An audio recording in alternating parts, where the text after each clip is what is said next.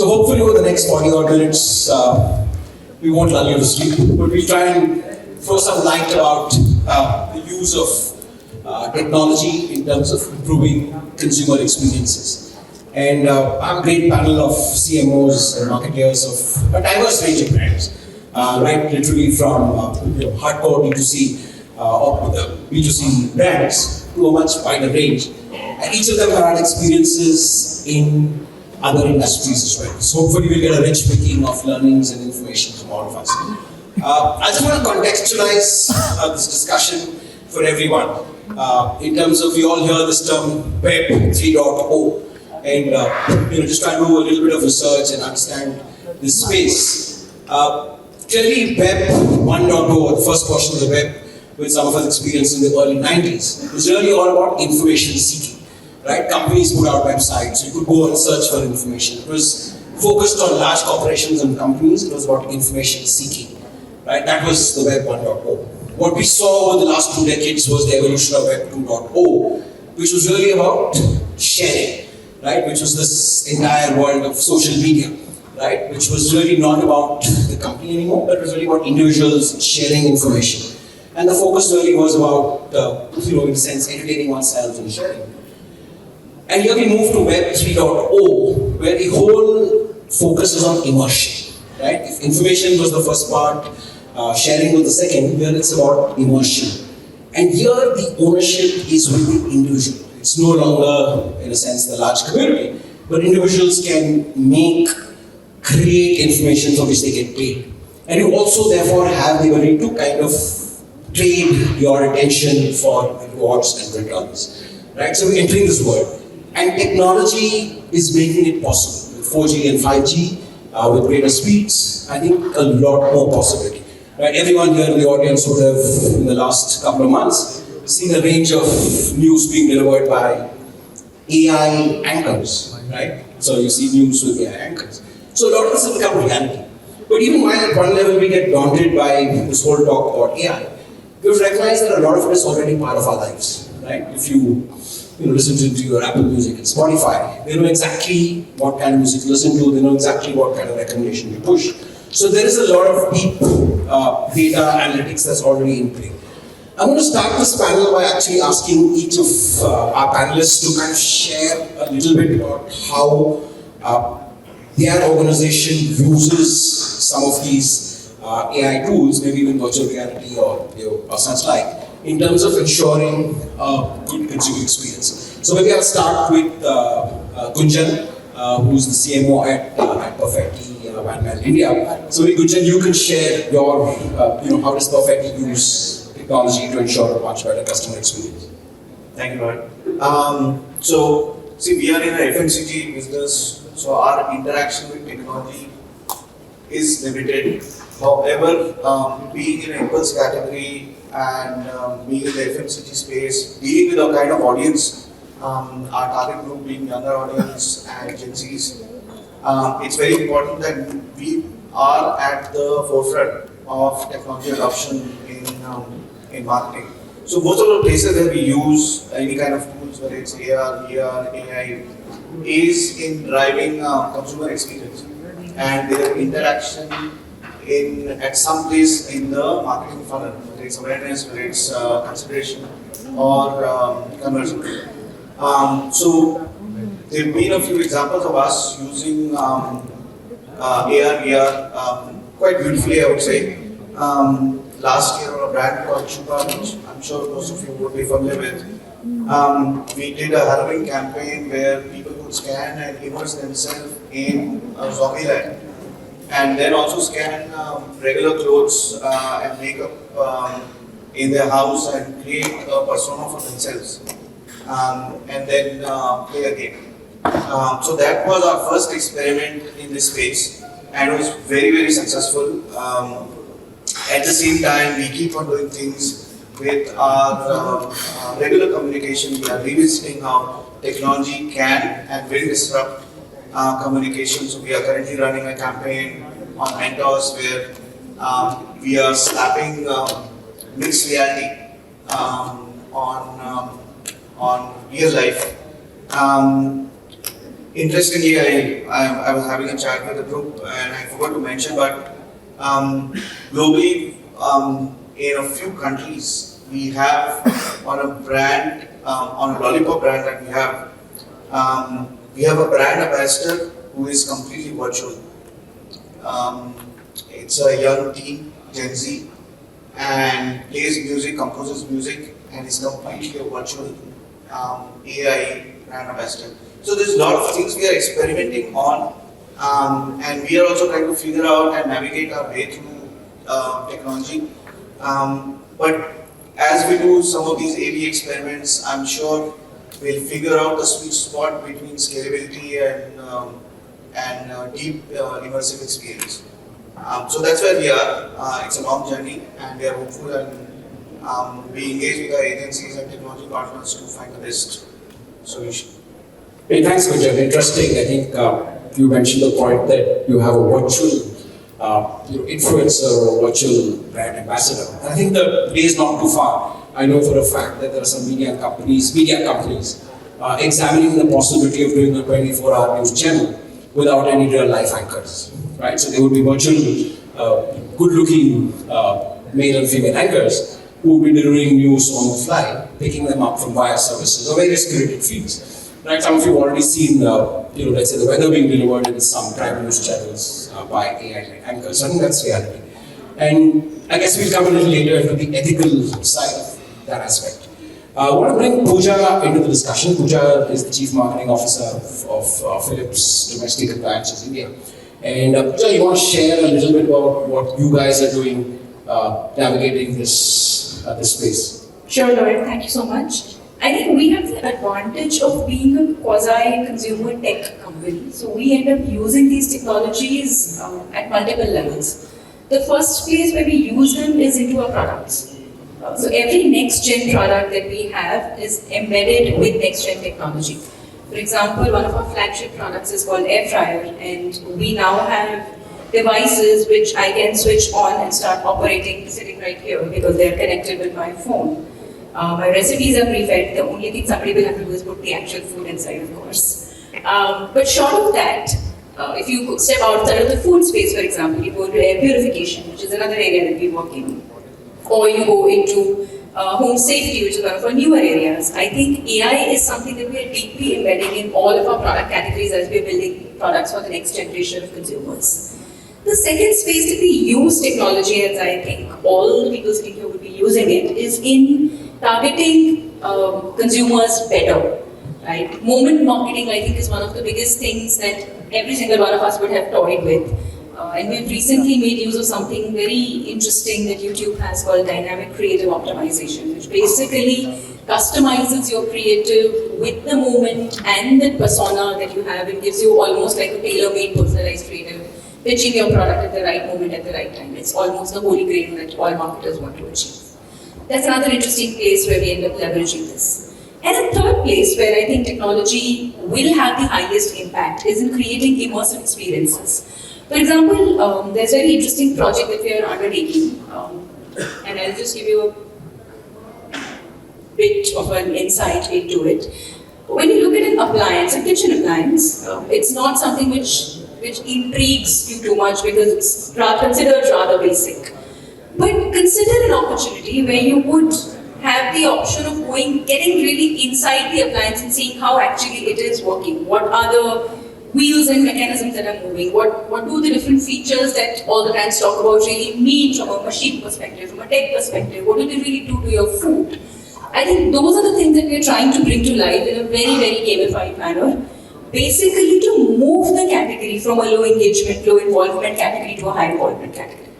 So I think across the whole funnel, the whole spectrum, right from products to experiences to marketing to communication, technology and AI have a huge role to play, particularly for the consumer tech companies, because for us, product itself is rooted a lot in technology. Thanks, Pooja. I think that's a great share, and I'm going to come back to you in the fact that as marketers sometimes, with our whole focus on technology and product immersion, how do we get about telling the brand story? Finally, people still connect with human emotions, and we'll certainly come back to that. But I think you made two great points. I think one is the use of, shall we say, deep data analytics to actually reach out to consumers real time with their information. And I think all of us have experienced this. There have been a few great campaigns, but today there are video tools available where you can customize a video, to speak a certain message to you addressed by name.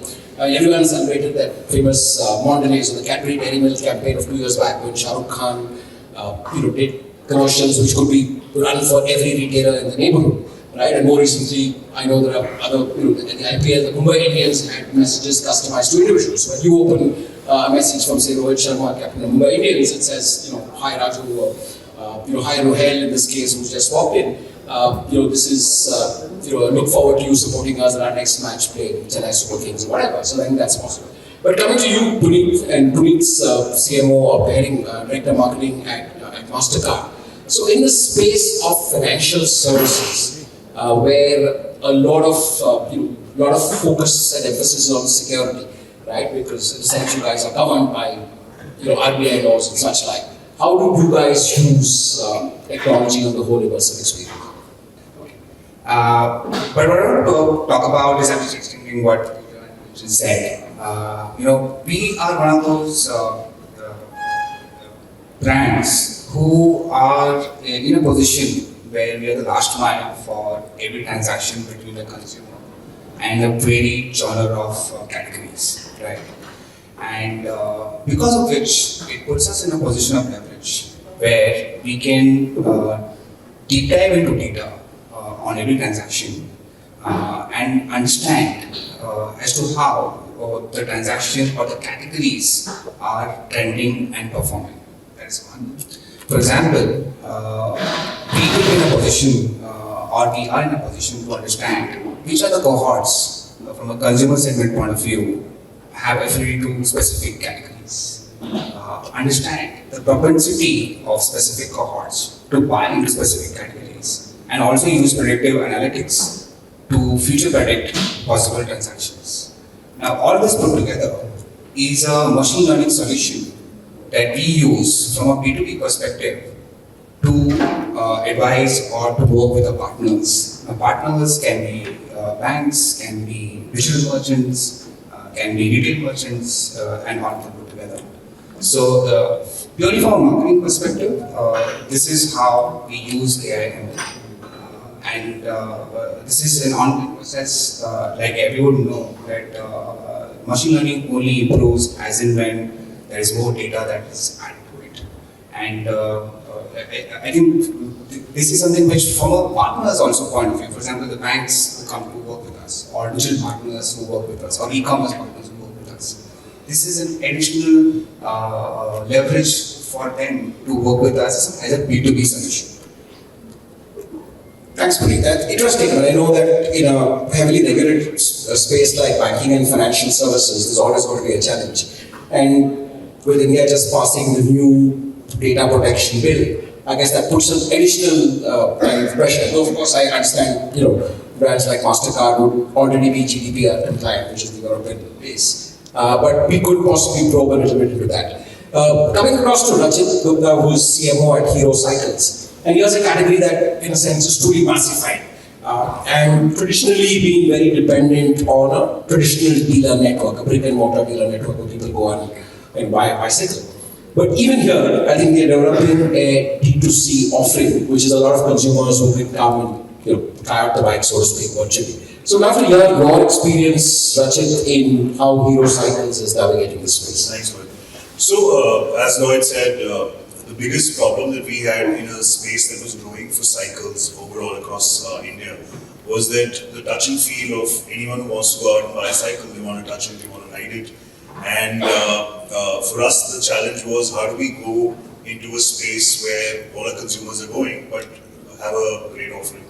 And last year we launched our own D2C platforms, and one of the biggest things that we worked for us was that we had most, at least our top selling bikes, we have augmented reality, where you can actually go in, you can obviously go 3D view of all the cycles, but also project them onto inside your house or in your foyer or whatever. And that really helped us in increasing our conversions. So we actually saw about a 20% increase in our conversion rates on our website for both e-cycles, which is at almost 30,000 rupees, and a regular cycle at about 10,000 rupees. So that helped us improve the conversion rates. And I mean, off late, if I look at it, almost 10% people use that feature right now. I wish it would be a lot more, but it's a start, and that's really helped us bridge the gap between an offline brick and mortar model versus an online model. Also, secondly, just to add, I think what we're using AI for especially is to create unique user journeys. In my previous stint, even at a startup called EasyLiner, the emphasis was on getting customized offers for people across their journey. So, somebody dropping off at your purchase cart or somebody dropping off at homepage, you have to hit them with different content, and that's what AI has helped us doing in terms of creating that content specific to the users and improving the conversion funnel alongside. So, yeah. Great, Rachit. Thank you for sharing that. Finally, coming to you, Rahul, and in Max Life, Rahul's CMO at Max Life Insurance. How do a category like insurance, where a large part of your selling is trust-based, working with a massive national network of agents who actually meet consumers, assess their insurance, and try to sell them a package. How do you guys use it? I know from some of the research I keep getting onto this panel was that today a lot of organizations use AI to conduct assessments and to conduct training.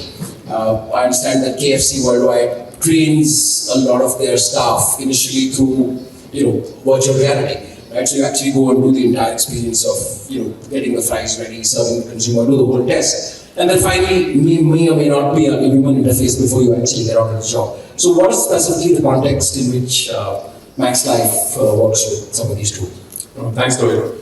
A quick context, like all the other colleagues on the panel, insurance as a category for consumers or customers, we've been in for part of 5 years, 10 years, 20 years, 40 years. So the play of technology is only a matter of time in that sense, because we just have to implement technologies in various ways. Because our relationship with our customers is going to outlast the discussion that we are having today, because we may not have even foreseen what technology can unlock. So I think that's one.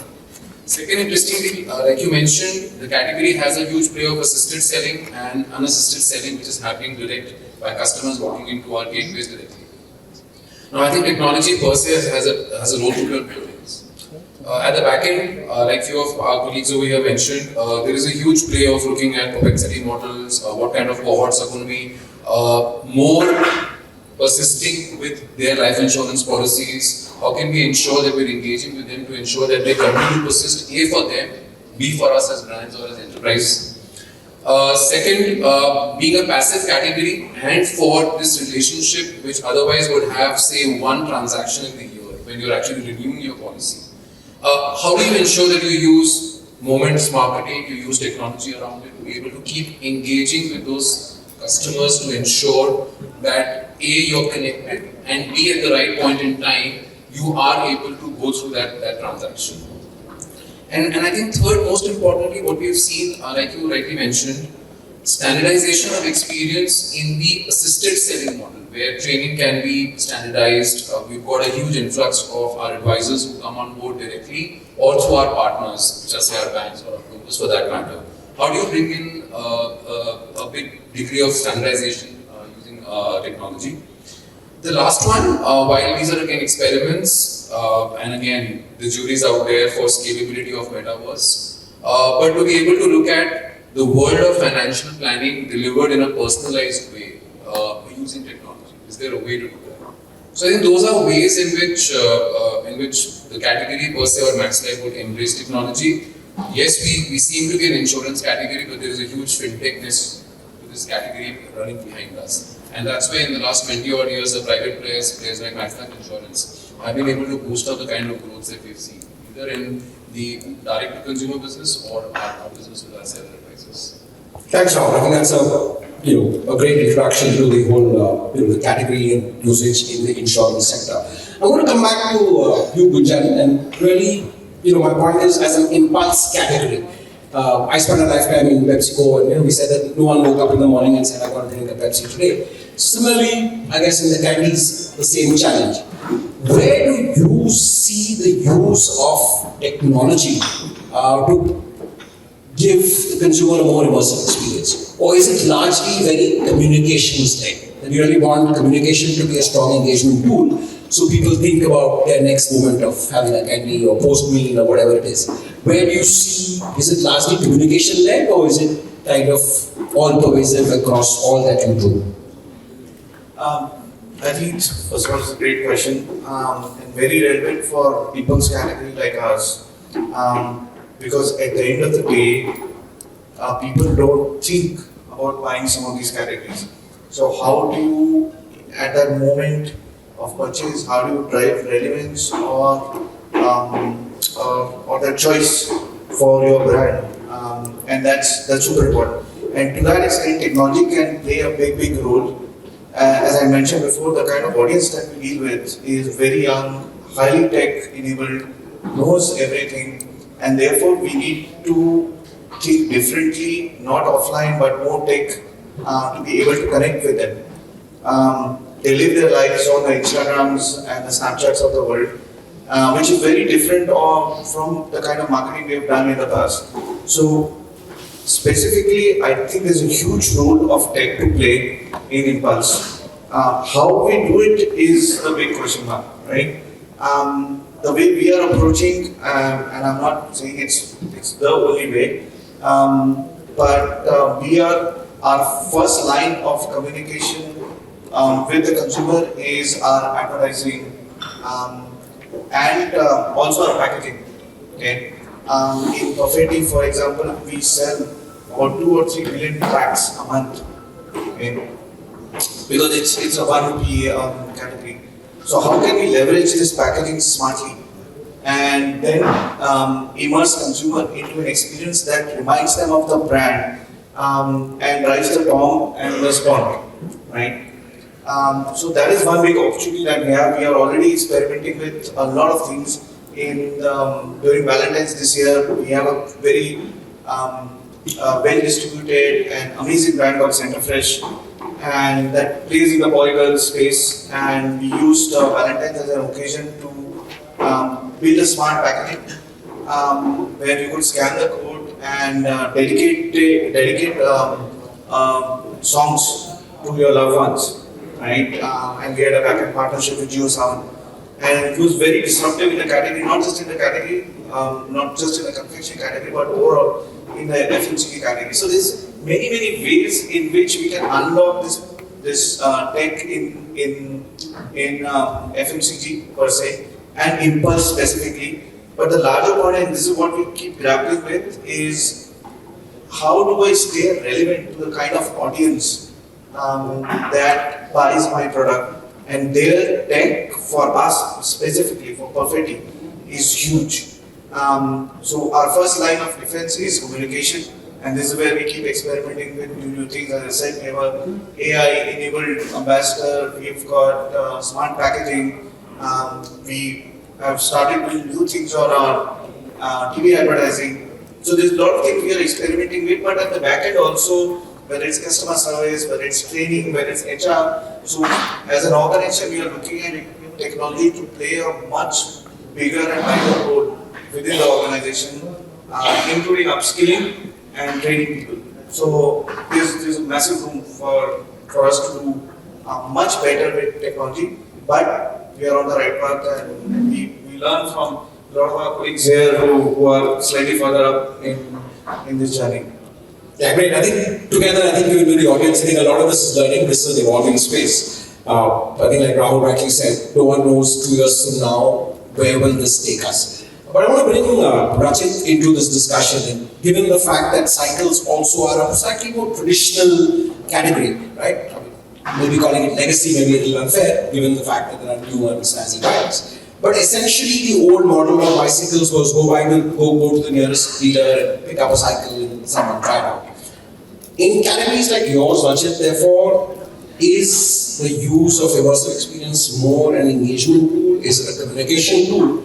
Or does it kind of help you kind of build market share in a sense? Is it also a growth tool? Where do you see it? So, I mean, I think it's a growth tool for us because essentially, if you look at our network, we're pretty much all across India in terms of saturation of distribution of retail points. For us, what we've seen is, as I was mentioning earlier, the online market is growing, is the only channel which is growing phenomenally. It's growing 30-40% year on year. And for us to be, it's imperative for us as a brand to be present there. Now what happens is that it's in direct conflict with our traditional retail channels, right? So for us, the way forward is using technology, but also taking our partners along. And for that, our model is actually omni-channel in the sense that I get you online, you experience my product, you make a purchase, but the delivery actually is done by the dealer which is nearest to your home. Now what that enables is that once you have that connect with the local dealer, you'll probably go back for servicing, you'll go back for buying another cycle. So that works out because then we get to keep a share and the dealer is also happy because they've got a customer for life. So for us, AI or even 3D or AR is all to capture a share of this online growing market. Especially when you have the likes of Amazon and Flipkarts with great offers and financing options, and that for us as a brand is also very critical in this space because we don't discount, at least online, and we try to keep selling on MRP or maybe have some tactical offers. And the value prop for my website or for my platforms has to be a great experience enabled by technology. Therefore, get the consumers to buy from us. Fair. So therefore, immersive experiences are more than just an engagement tool. They're also a growth driver and they're also an ability to give, let's say, the whole category a much greater leverage, right? Given that you guys are market leaders in the category. Pooja, I want you to come in at this stage and weigh in on the fact that with increasing use of technology and tools, like bots and avatars and such like, are we in some sense losing the ability to connect emotionally with consumers? Right? Finally, people interact, buy from people they like, people they relate to. And in this whole, shall we say, chase for technology and more personalized communication and time of day and such like, is the brand story or the emotional connect weakening? What has been your experience? Thank you, Lloyd, for the question. Fabulous one. And I think like most things in marketing, the answer is yes and no. It kind of depends on how you use it. I will actually use an example from Rachit's industry. And this comes both as a consumer and as a marketer. This is sometime pre-COVID. Cycles, as you said, are a very basic category. So much so that I think I read somewhere cycle was at one point in time called Aam Aadmi ka something, Aam Aadmi ke bhaiye or something, right? And it was at some level positioned as a basic elementary necessity level. And then COVID happened, mobility got restricted, and I suddenly saw springing up of a lot of these cycling groups where there was an opportunity for these cycling groups to also meet physically and go on long distance cyclings. But there was this particular, I'm not going to name the brand, but there was this particular application where you would have a stationary bike, you install the application, and you are together doing a cycling course, like a Tour de France of sorts, virtually sitting in your own home spaces. Now for me, it completely repositioned cycles as a category. From a Aam Aadmi ka vehicle, it ended up becoming something of an experience that I'm really looking forward to every day because I'm joining my colleagues in an experience and traveling. It was extremely immersive. It was so good that it actually got me and a lot of people that I know hooked onto it and revived the whole cycling category at a certain level. And I think that illustrates the power of using technology. Right? End of the day, consumers want to engage with something like or dislike it when it stirs something in them. If it is a pure show of technology for the sake of technology and you're not true to the spirit of the brand, it's not going to make an impact. Consumers are not easy to fool at all, ever. Never before, definitely not now. And I think as long as technology is being used to really bring to life the brand story that you're talking about, I think it's all fair in the game. So how well you use technology to bring to life what is it that your brand stands for, I think makes all the difference. Great, thank you for sharing that. I think that's truly an interesting example, and truly using technology to enhance and engage with the consumer to bring out the brand stories, as long as it's in and is a great point. And that reminds me of another, you can say a pretty AI level innovation, which I saw in Lenskart. A lot of you may have seen it as well. Lenskart, back about 6 or 7 years ago, they had these little kiosks where you take a picture of yourself and then try out various frames. Right? And people really like to see how they look in various frames. And even for the best of us who go to a store, after a while you get tired after trying out 4 or 5. So here you could actually do the whole exercise sitting at home on your phone, try out various frames and say, okay, these red frames look great, whatever it is. But I think truly it's true that using technology to enhance and bring out the brand experience, I think is a great thing.